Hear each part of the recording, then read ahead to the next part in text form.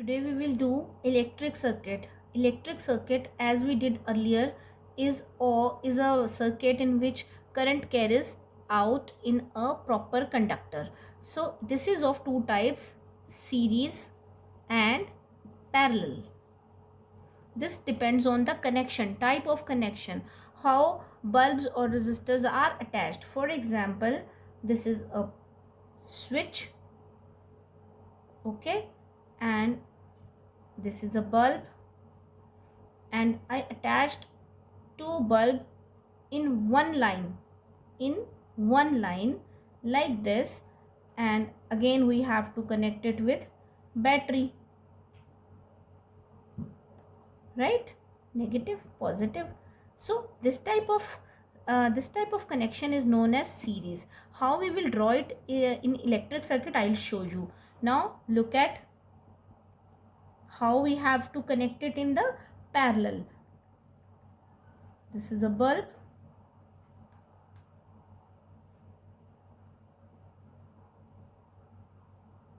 again this is a bulb,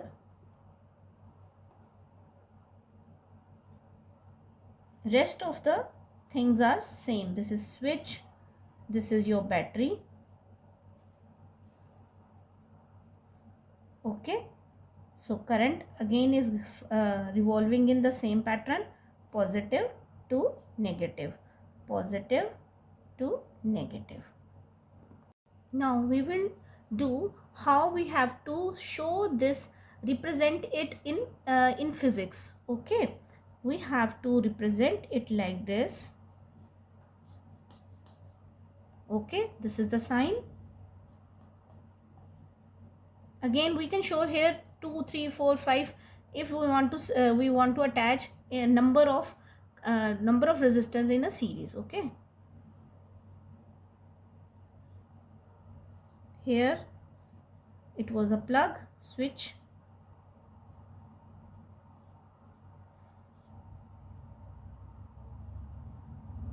okay. Now this is our R1, this, and this is our R2, this one, okay. Now V1 and V2, potential difference between this and between this will be different, because we know potential difference we always have to calculate between two terminals, right? So we have to attach it like this. So V1 is different, V2 is different. Here how to draw for this parallel?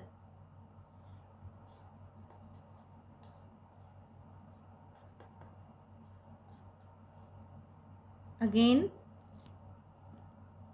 same, positive, negative,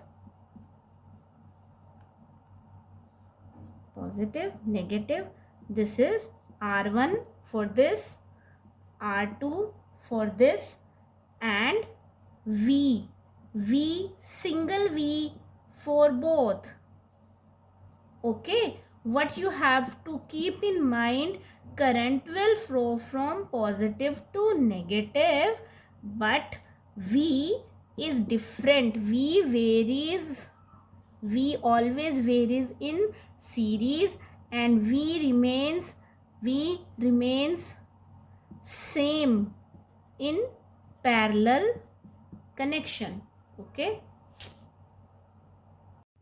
As we are discussing about V, voltage, in the same way we will discuss about current also, how the current behaves. Current remains same in series, because it is coming in a single path, and it will go in same way from both the resistors or a number of resistors. But here in parallel, I will be different for all. How? As when I will come, current will come from this side, it will distribute here I1, I2, I3, sorry, here there is no R3, so no I3 will be required. But if R3, R4, R5 are attached, we can distribute it in the form I3, I4, I5. So the I will be different for every resistance. Finally, we will discuss about the final point of our topic, that is when the circuit is series or in parallel, what is the effective resistance. What do you mean by effective resistance? Effective resistance means total resistance a circuit exists in a circuit exists. So for series it is very simple. Rs, we put R along with S, and for this we have to simply add all the resistors. This is the effective resistance. Rs is equal to R1 plus R2 plus so on, R3, R4, R5, R6 and R7 and so on. And for parallel, what we have to do is, for parallel the resistance is Rp. So we have to add it like this. We have to take reciprocal. 1 by Rp is equal to 1 by R1 plus 1 by R2, 1 by R3 and so on. And how we have to calculate it? We have to calculate it like this. 1 by Rp, LCM,